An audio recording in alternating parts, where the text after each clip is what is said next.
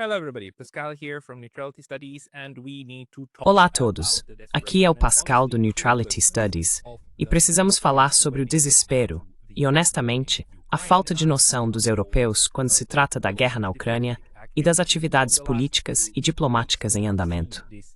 Nas últimas semanas, vimos esse desenvolvimento diplomático em que o presidente dos Estados Unidos se encontrou com Vladimir Putin em Anchorage. Vimos como os europeus passaram por um momento muito humilhante quando decidiram se juntar ao Sr. Zelensky em Washington e foram tratados como crianças pequenas diante da mesa do chefe, incluindo, é claro, o secretário-geral da OTAN, Sr. Stoltenberg, e toda a elite política europeia, que estava apenas sentada em Washington, ouvindo o compasso do que Donald Trump quer, do que os Estados Unidos querem e do que exigem que os europeus façam. what the United States wants and what they demand that the Europeans do, and they went back to Europe and tried to sell that as a great victory. E eles voltaram para a Europa e tentaram vender isso como uma grande vitória, mostrando que a Europa ainda importa. Agora, é claro, a Europa não importa, nem um pouco. O interessante é que os europeus ainda não entenderam isso, que eles realmente ainda acreditam que há algo que possam fazer para forçar a Rússia a acabar com o que eles chamam de sua guerra contra a Ucrânia. E vamos apenas passar por algumas das manchetes que estamos lendo atualmente na mídia ocidental e em parte da mídia russa, só para entender o quão profundas são as ilusões dos europeus neste momento. Então, aqui no Político, lemos hoje neste site, patrocinado pelos Estados Unidos e pelo Ocidente, um porta-voz, que os europeus estão se agarrando a qualquer esperança. That the Europeans are grasping for straws. Europe floats Ukraine, Russia, buffer zone. Europa propõe uma zona de amortecimento entre Ucrânia e Rússia em busca da paz. Segundo fontes diplomáticas familiarizadas com o assunto, e não vou comentar mais sobre isso, mas de acordo com o que a Político conseguiu apurar, há agora líderes europeus que estão considerando a criação de uma zona de amortecimento de 40 quilômetros entre as linhas de frente russas e ucranianas, como parte de um acordo de paz. Por que estou mostrando isso para você? É apenas um exemplo de como a discussão dentro da Europa está absolutamente ridícula no momento, onde os europeus basicamente discutem entre si e fazem diplomacia entre si, sem considerar o que os americanos lhes disseram, o que eles estão buscando, e sem levar em conta o que os russos estão buscando.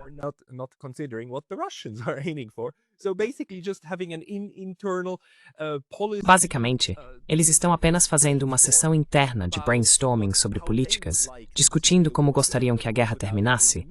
Claro, sem ter os meios ou métodos para realizar qualquer uma dessas ideias. É totalmente ridículo, porque a Rússia rejeitou repetidamente a ideia de que haveria tropas da OTAN ou europeias dentro da Ucrânia. Os russos descartaram categoricamente tal cenário, e não é de hoje, mas sim há muito, muito tempo.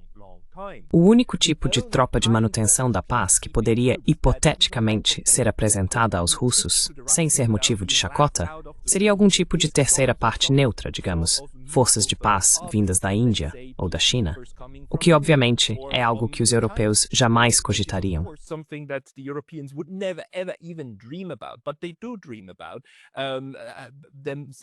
Mas eles realmente sonham em enviar suas próprias tropas, botas no chão, disfarçadas de forças de paz em uma zona de amortecimento. Claro, os russos nunca, jamais, em hipótese alguma, vão aceitar isso. E por que aceitariam? O que ainda não entrou na cabeça das pessoas que debatem isso seriamente é que a Ucrânia e o Ocidente coletivo, ou seja, a OTAN, basicamente já perderam essa guerra. Viktor Orbán já disse isso, ele sabe e entende. Mas as pessoas em Bruxelas e a liderança da OTAN ainda, por algum motivo, querem fingir para a população da Europa que essa guerra não está perdida, ou realmente acreditaram na própria propaganda. E é por isso que acabam propondo esse tipo de absurdo, certo? Digo, pode ser só teatro kabuki, não é?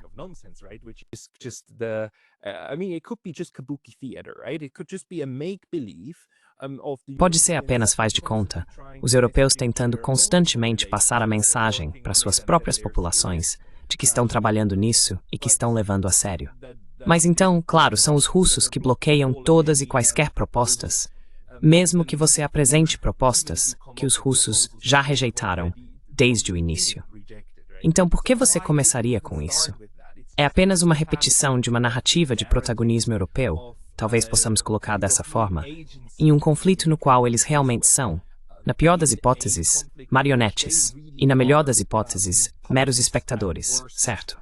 Quero dizer, neste momento, todo o aparato político europeu, os alemães, os franceses, os italianos, os membros europeus da OTAN, eles realmente, na melhor das hipóteses, apenas ficam ali e aceitam o que quer que aconteça, quaisquer que sejam as ordens vindas de Washington, porque sabemos que eles dependem completamente, totalmente de Washington. E é por isso que você teve todos esses líderes. On Washington, which is why you had all of these leaders. You had Meloni, you had Merz, you had Macron. Você teve Meloni, Merz, Macron, acompanhando o Sr. Zelensky a Washington, porque eles sabem que os tomadores de decisão estão em Washington. E Vladimir Putin sabe disso tão bem quanto. Por isso ele realmente foi e teve um tete-a-tete com os tomadores de decisão. Agora eles ainda sonham com tais iniciativas aqui. E esses são artigos longos, nos quais até mesmo o político diz que estão se agarrando a qualquer esperança. Isso, é claro, também tem a ver, provavelmente, com a indignação dos europeus por não terem mais importância. E ontem à noite, tivemos um grande ataque da Rússia à capital Kiev, no qual também alguns escritórios da União Europeia, da delegação local, foram atingidos. European Union of the delegation there were harmed, and of course this is outraging the Europeans. E claro, isso está revoltando os europeus. Esses embaixadores e diplomatas da OEA agora estão pedindo ainda mais insistentemente a ajuda da União Europeia, sem perceber o quão desesperador isso soa, de que vocês simplesmente ficaram sem opções militares, sem opções políticas. Não há mais agência própria. O que resta é a Europa implorar na porta de Washington. O ridículo é que, claro, Washington também entende que perdeu a guerra por procuração contra a Rússia. E enquanto os Estados Unidos parecem estar tentando descobrir como sair desse caos, e não me entenda mal, há divergências dentro dos Estados Unidos.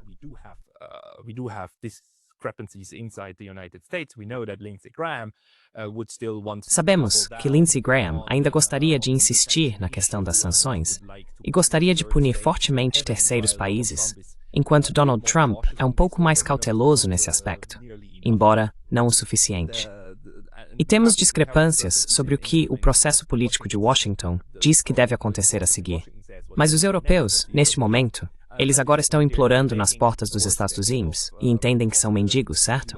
Então, aqui temos novamente no político essa admissão de Katarina Matrenova, a principal diplomata da UE em Kiev, que disse na quinta-feira que o ataque contradiz totalmente a posição oficial de Moscou de que está aberta a negociações e ao fim do conflito.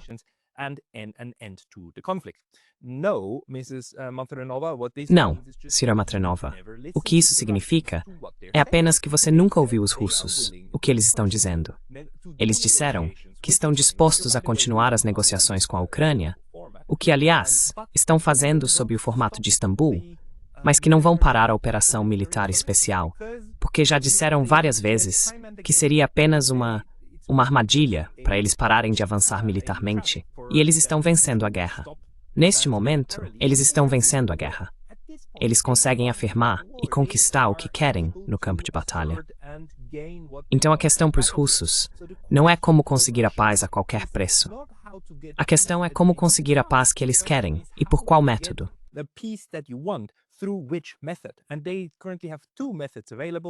E atualmente, eles têm dois métodos disponíveis, um militar e outro diplomático. Se a via diplomática não funcionar, eles continuarão com a via militar. É isso que os europeus não estão ouvindo. Portanto, se você quer parar o derramamento de sangue e os ataques da Rússia, o que precisa ser feito é fazer uma oferta à Rússia que eles estejam dispostos a aceitar. Os russos já disseram várias vezes. São os termos de junho de 2024, no discurso que o Sr. Putin fez ao Ministério das Relações Exteriores. Eles querem uma Ucrânia neutra, ou seja, sem OTAN, sem tropas da OTAN, sem zona tampão.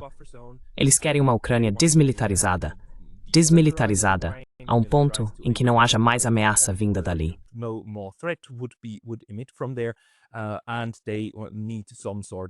E eles precisam de algum tipo de solução política, uma grande solução para a União Europeia. uma estrutura de segurança. E se os europeus algum dia realmente começarem a discutir esses termos com os russos, então há uma chance de parar essa guerra. Até que isso aconteça, os russos deixaram claro que continuarão com o braço militar de sua estratégia. Então os europeus continuam, é claro, ignorando isso. Eles simplesmente nunca falam sobre o assunto. É por isso que temos esse tipo de absurdo, onde a senhora Matrinova acrescentou que a UERA e os Estados-membros precisam trabalhar juntos para pressionar o Kremlin a sentar-se à mesa de negociações de forma transatlântica, pedindo sanções conjuntas para apertar a economia russa e esvaziar o caixa de guerra de Putin.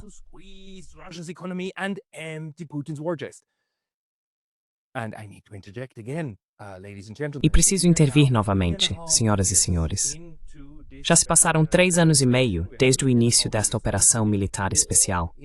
Estamos há 3 anos e meio nesta guerra, neste terrível derramamento de sangue, tanto de ucranianos quanto de russos na Ucrânia. Um conflito completamente evitável. Se os europeus, desde o início, tivessem dito: tudo bem, sabe de uma coisa, a Ucrânia precisa permanecer neutra e precisamos de um arranjo de segurança estável. Mas essa nunca foi a abordagem. Os europeus seguiram junto com os neoconservadores da OTAN, empurrando a Ucrânia para o abismo e para as baionetas dos russos.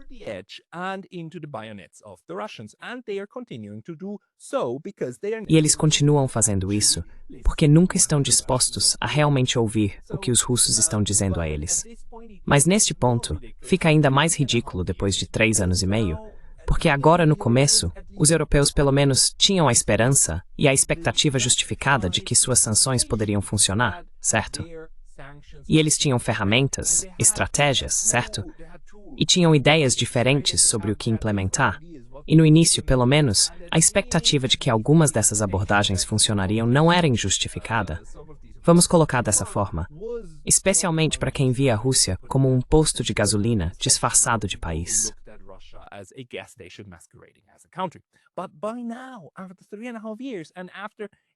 Mas agora, depois de 3 anos e meio e após 18 pacotes de sanções, que não resultaram no colapso da economia russa, nem no colapso da liderança política russa, nem tiraram dos russos os meios para travar esta guerra, nada disso aconteceu em 3 anos e meio. E ainda hoje, continuam falando em esvaziar o cofre de guerra de Putin. Essas pessoas ou não entendem, ou estão simplesmente mentindo deliberadamente para a população europeia sobre como essa guerra funciona. A Rússia é um país grande, com uma grande economia interna, e tem tudo o que precisa, de terras raras a minério de ferro, de recursos humanos ao know-how e à expertise técnica para produzir suas próprias armas. Eles podem produzir drones.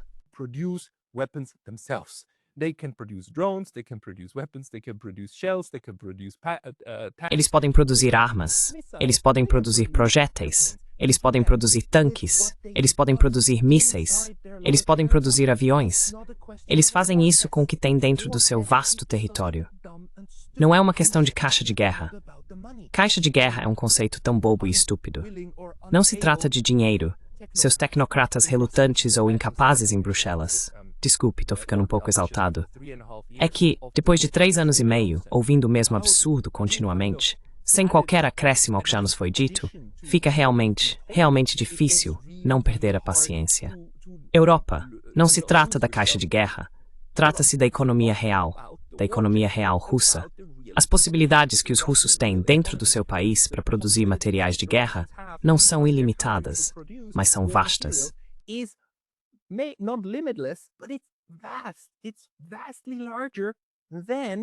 É muito maior do que a capacidade dos países da OTAN juntos em produzir sistemas de armas. Se não fosse assim, as armas na Ucrânia não estariam acabando.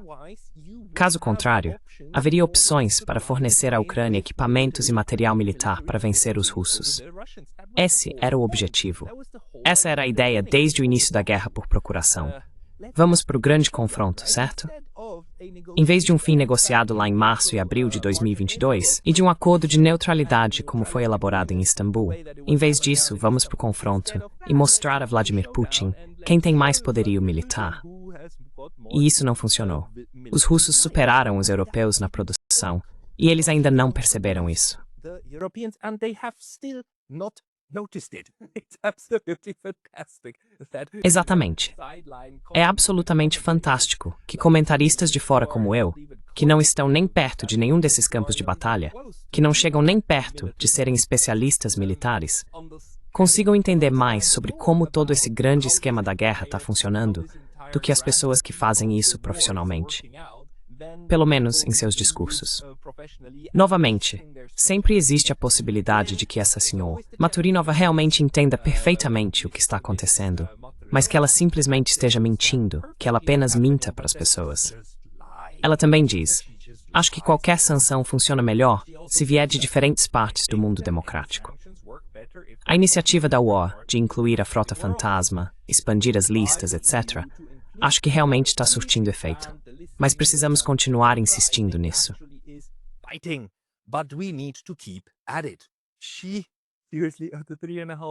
Ela, sinceramente, depois de 3 anos e meio sem conseguir paralisar a economia russa, acha que essas sanções estão realmente surtindo efeito. Nós não sabemos disso. Não temos números concretos que provem isso.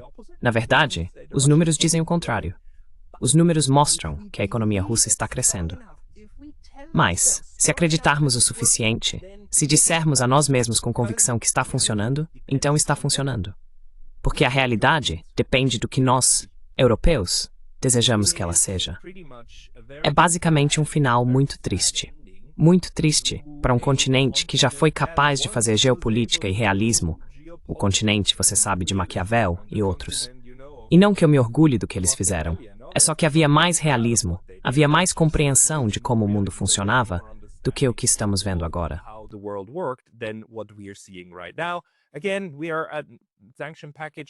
Novamente, estamos no pacote de sanções número 19.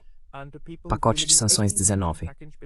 E as pessoas que já aplicaram 18 pacotes de sanções acreditam que o 19º pacote vai funcionar. Deixamos de lado o fato de que nos pacotes de sanções anteriores, eles já começaram a usar esses pacotes também contra o próprio povo. Temos cidadãos alemães, cidadãos da UOA, que agora são alvo de pacotes de sanções, não apenas em relação à guerra ou ao exterior. Estamos vendo como esse sistema está começando a se voltar para dentro. Também é preciso destacar que, claro, a ideia dos europeus é que a ala extremista dos Estados Imams, que quer sancionar terceiros países, está certa. Os europeus acreditam que esse é o caminho a seguir.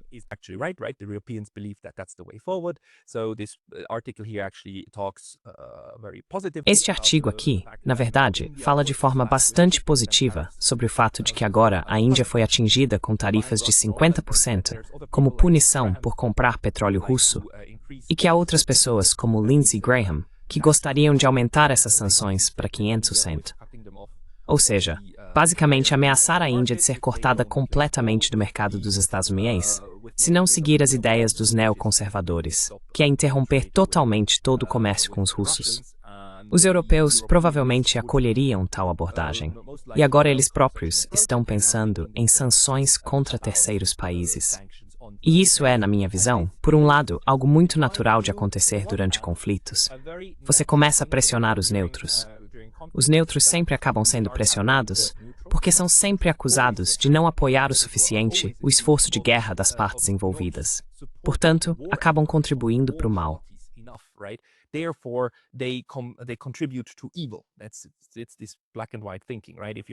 É esse pensamento preto no branco. Se você não está do nosso lado, está com o mal. Então é natural que partidos terceiros sejam atacados. Mas claro, isso também é um sinal de desespero. Você não precisaria fazer isso se estivesse do lado vencedor. Se os russos estivessem recuando, se Moscou estivesse prestes a colapsar politicamente, e tudo estivesse dando certo para os neoconservadores. Nesse caso, você poderia simplesmente ignorar essas coisas. E o que geralmente acontece é que mais tarde, alguns anos depois, surgem comissões históricas que descobrem como os neutros se comportaram mal. Esse seria o caminho a seguir se eles estivessem vencendo. Mas, como estão perdendo agora, tentam redobrar os ataques não só ao alvo principal, mas também a alvos secundários como os neutros. Muito, muito previsivelmente, isso está irritando a Índia e afastando a Índia.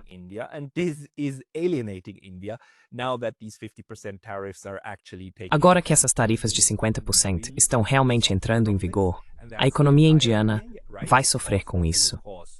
E essa é toda a ideia, certo? Você causa pressão e sofrimento em terceiros países. Mas a Índia está realmente mantendo sua posição, dizendo não apenas que está perplexa com a postura dos Estados e MEMS sobre as importações de petróleo russo, mas que não está pensando em mudar essa abordagem. E o ministro das Relações Exteriores da Índia, Sr. Jai Shankar, deixou claro, muitas vezes, desde 2022, que não faz sentido para a Índia ajustar sua política externa com base nos desejos da Europa e dos Estados Unidos, porque a política externa indiana deve servir aos interesses da Índia, e a Índia tem uma relação razoável com a Rússia.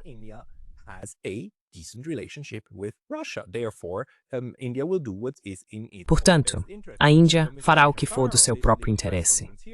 O que o Sr. Jai Shankar disse recentemente nesta coletiva de imprensa com o ministro das Relações Exteriores, Lavrov, é que é ainda mais incompreensível para os indianos que essa política esteja sendo implementada agora, já que eles foram explicitamente orientados pelos americanos da administração anterior a comprar petróleo russo para estabilizar os preços do petróleo nos mercados mundiais. Ele também destacou que outros terceiros países ainda compram produtos e petróleo russos e que é a Índia que está sendo destacada por um motivo ou outro. E claro, não podemos dizer se isso se deve a algum capricho de Donald Trump ou se há uma estratégia maior por trás disso. Eu duvido muito.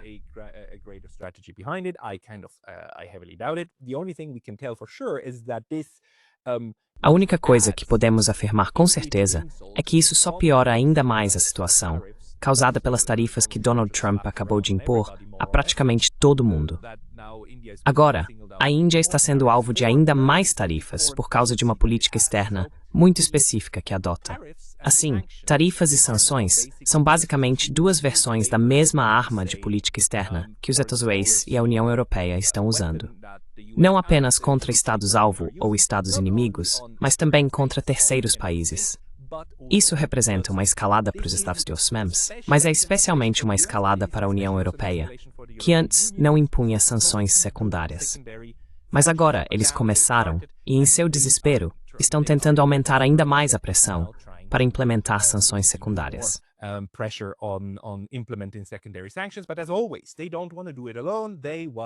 Mas como sempre, eles não querem fazer isso sozinhos. Eles querem que o papai Estados, o papai Washington, lidere o caminho na imposição de sanções a outros países com essas tarifas. Então isso vai levar, como a noite segue o dia, como Alexander Mercouris costuma dizer, como a noite segue o dia, a mais cooperação da Índia dentro dos BRICS, com a China, com a Rússia, com alternativas. E os indianos estão dizendo, neste momento, que precisam construir mais resiliência, que devem comprar mais produtos locais e que devem tentar ser autossuficientes, tanto quanto possível. Nenhum país é completamente autossuficiente, mas a Índia tem seu próprio mercado potencial de 1,4 bilhão de pessoas.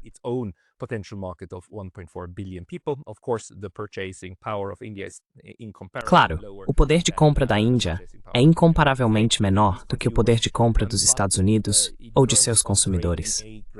Mas em termos de criar uma grande estratégia e fazer com que todos no país, de todos os partidos, estejam alinhados, está bastante claro que a Índia precisa trabalhar na autossuficiência e em parcerias multilaterais com o Sul global. E é exatamente isso que vai acontecer. E a Índia realmente tem coragem de se impor, de defender sua economia e seus próprios direitos, ao contrário dos europeus, que imediatamente correram para Washington e aceitaram um acordo muito, muito ruim. Ursula von der Leyen fez um acordo muito ruim com Donald Trump. Ursula von der Leyen took a very bad deal with Donald Trump. Even the Swiss, when they were slapped with 39% tariffs, até mesmo os suíços, quando foram atingidos com tarifas de 3%, correram imediatamente para Washington para pedir alívio tarifário. E claro, os Estados Unidos, especialmente sob esta administração de Donald Trump, vão tentar sugar todo mundo ao máximo porque é assim que eles veem o mundo. E honestamente, os europeus, incluindo os suíços, não têm influência. Eles perderam toda a influência e todas as chances de construir mais relações com outras potências. Eles não têm alternativas. E os indianos agora entendem, assim como a maior parte do Sul global, que alternativas são o que você precisa construir. Agora, ao mesmo tempo em que isso está acontecendo, os alemães estão pensando, você sabe, em uma forma lenta, um avanço lento e gradual de reintroduzir o serviço militar obrigatório.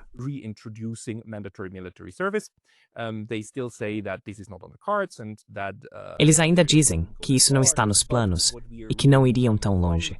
Mas, pelo que estamos lendo das deliberações do atual governo Merz, tudo está caminhando nessa direção, de que os alemães, e não só eles, mas os europeus em geral, querem aumentar a capacidade militar e principalmente com o pessoal militar que já tem disponível. Isso, novamente, é uma má notícia na minha opinião, porque é exatamente o tipo errado de abordagem interna diante dessa insegurança externa. Então, em vez de sentar com os russos, em vez de tentar construir uma estrutura de segurança pan-europeia ou euroasiática, o que os europeus estão fazendo é simplesmente tentar aumentar as capacidades militares de cada um deles. To just increase the military capabilities of each one of them. This will first and foremost take, of course, about a decade or... Isso vai, antes de tudo, levar cerca de uma década ou mais. E, em segundo lugar, isso só vai preparar a Europa para mais e não menos conflitos. Então, o que estamos vendo é essa militarização e a militarização da mentalidade dos europeus neste momento. Ao mesmo tempo, é claro, as mesmas pessoas que aumentaram estão satisfeitas com o aumento do PIB, 5% do PIB em gastos para a OTAN, para a defesa, o que foi recentemente acordado na última cúpula da OTAN, e esse aumento nos gastos militares, e você sabe, sempre há dinheiro para o setor militar.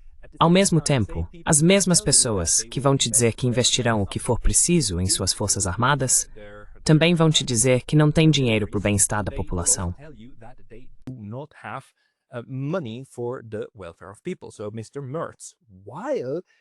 Então o Sr. Merz, ao afirmar que a Alemanha precisa de mais tropas e de mais capacidades militares, e ao prometer 5% do seu PIB para gastos militares, diz em uma entrevista que o estado de bem-estar social não pode mais ser financiado. Não é que o Sr. Merz não queira o estado de bem-estar social. Ele adora o estado de bem-estar social, mas é simplesmente caro demais. Simplesmente não há dinheiro. E, novamente, assim como com o absurdo russo sobre esvaziar o cofre de guerra, essa também é uma narrativa absurda. Sempre há dinheiro.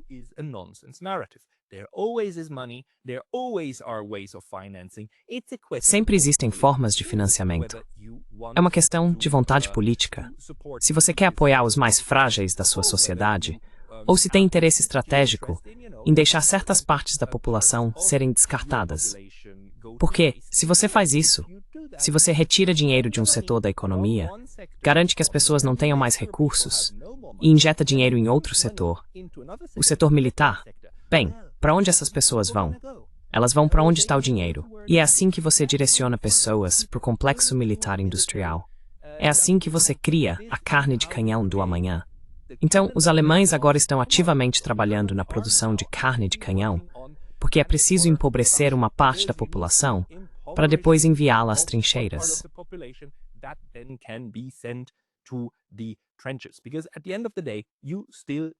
Porque no fim das contas, ainda é preciso que existam pessoas dispostas a pegar um fuzil e marchar, correr gritando contra um inimigo que você sabe que provavelmente vai te matar. Mas mesmo assim, você faz isso por algum motivo. E um desses motivos é que esse é o último emprego remunerado no seu país. Então essa é a realidade triste para mim no momento, que isso está acontecendo diante dos nossos olhos, a remilitarização da Europa. Mas não é uma remilitarização inteligente.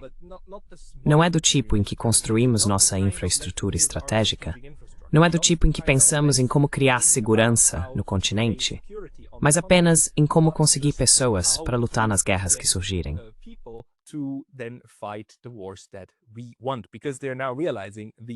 Queremos, porque eles agora estão percebendo que os americanos não estão mais travando guerras do jeito que os europeus gostam.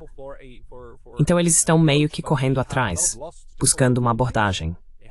Mas eles não perderam a mentalidade colonial. Eles não perderam a ideia de que tudo o que você precisa é de influência política suficiente sobre os outros para dobrá-los à sua vontade.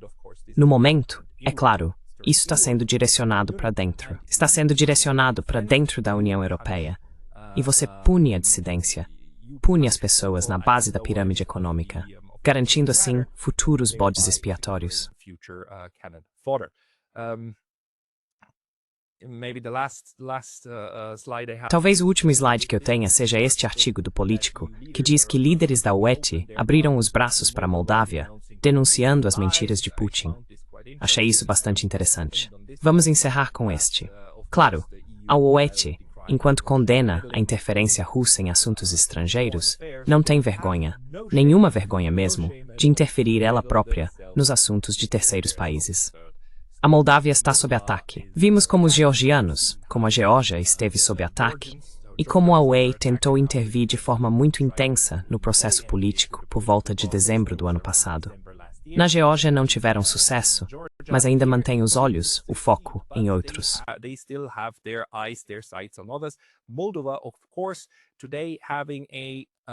Moldávia, é claro, hoje tem um artigo em sua Constituição que a declara neutra, por motivos muito bons, exatamente os mesmos motivos pelos quais a Ucrânia tinha esse artigo de neutralidade, porque é um estado fronteiriço com a Rússia.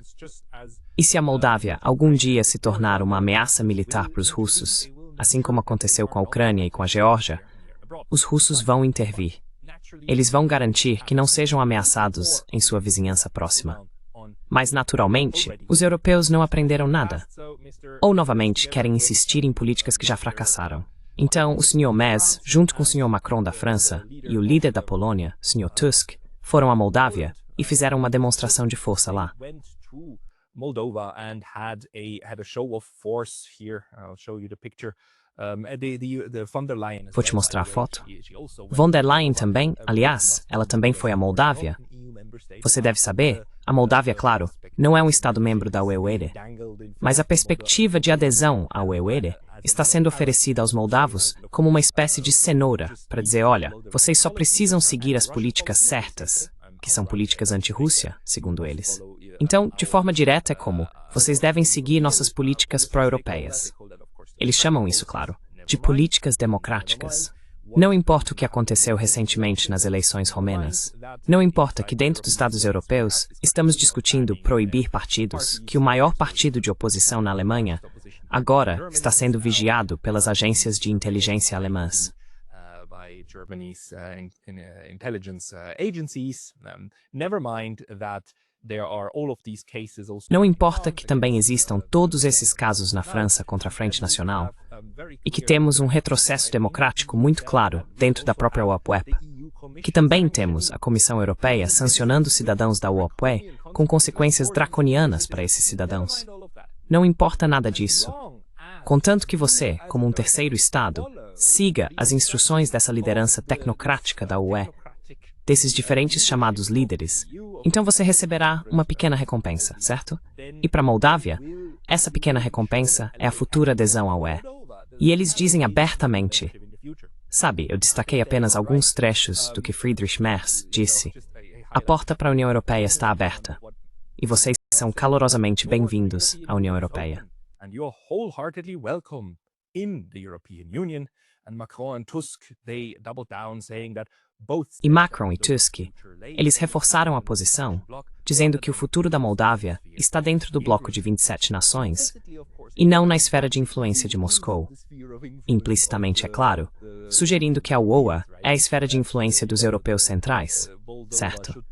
Que você sabe, a Moldávia deveria estar na esfera de influência deles e na esfera de influência ocidental, e não na esfera de influência russa. Então veja, o pensamento de soma zero está longe de acabar. E a audácia dos europeus, claro, ao chamarem qualquer tipo de declaração política vinda da Rússia em relação à Moldávia de interferência, enquanto eles mesmos vão à Moldávia, pressionam e apoiam a líder pró-UE. Eles não veem isso como interferência.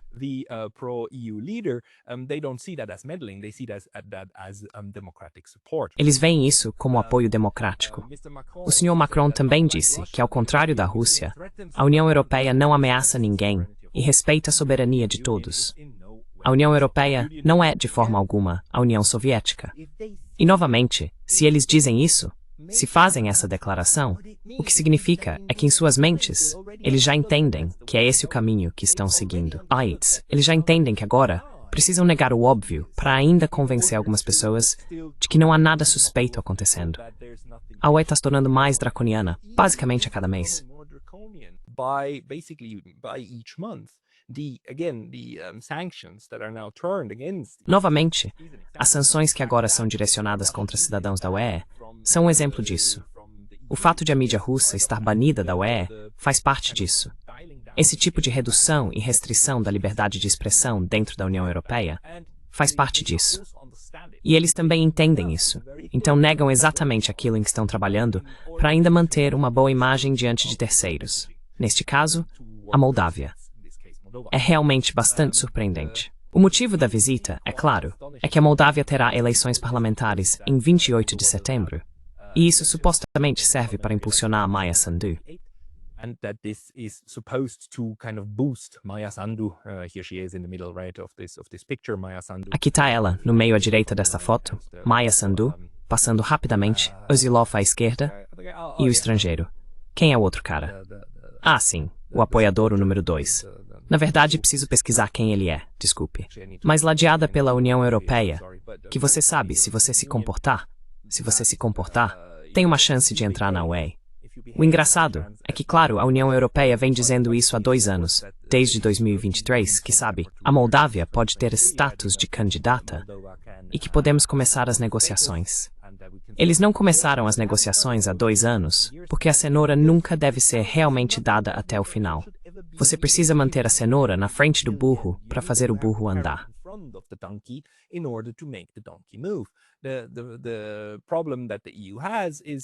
O problema que a Weiwei enfrenta é, claro, que Maia Sandu representa apenas uma parte do país e que existem várias opiniões.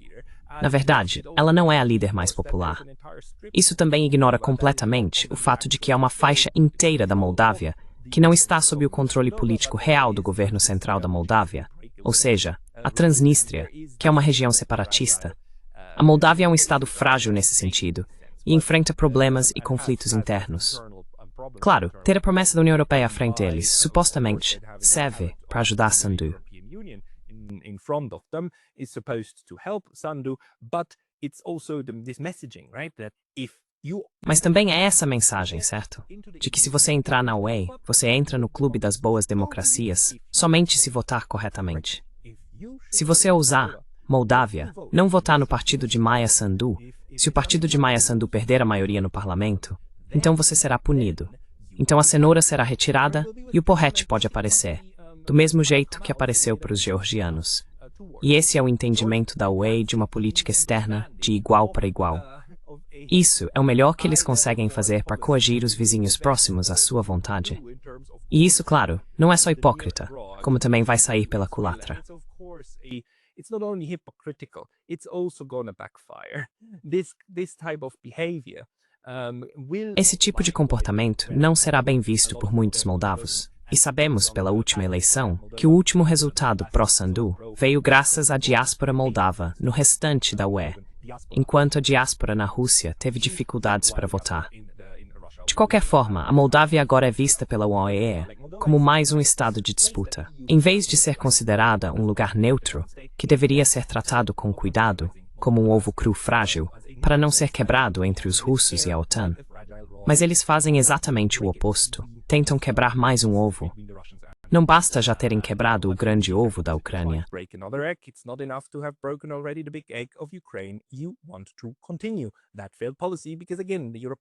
Você quer continuar com essa política fracassada porque, mais uma vez, os europeus não aprendem com os erros do passado. O 19º pacote de sanções realmente grita para você que não aprendemos nada. É aqui que estamos na política europeia no final de agosto, 29 de agosto de 2025.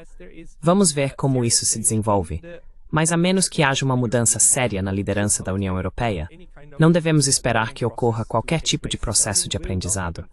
Essas pessoas não vão aprender. A única mudança no continente europeu virá se houver uma dinâmica política que varra essas pessoas e as substitua por cérebros com mais senso de realismo e do que é realmente viável. Muito obrigado pela sua atenção. Thank you very much for your attention.